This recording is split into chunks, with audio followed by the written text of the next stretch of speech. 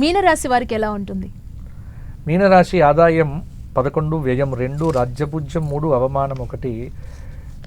ఈ సంవత్సరము అందరికంటే ప్రతికూల ప్రభావవంతం అధికంగా ఉన్నటువంటి రాశి మీనరాశి.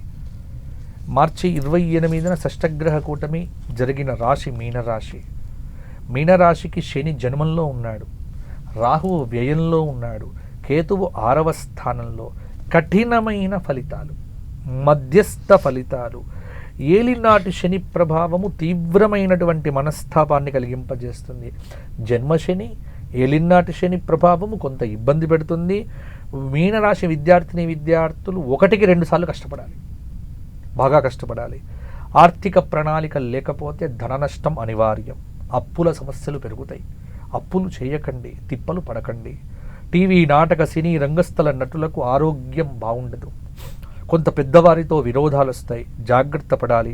రైతాంగానికి కొంత ప్రతికూలత ఉంటుంది. స్త్రీలకు కొంత మేరకు పర్వాలేదు.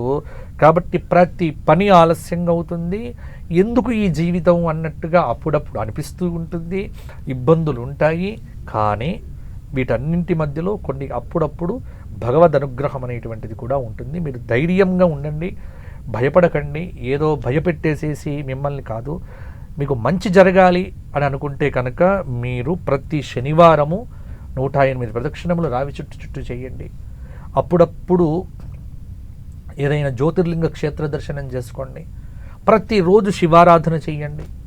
విష్ణు సహస్రనామ స్తోత్ర పారాయణం చేయండి.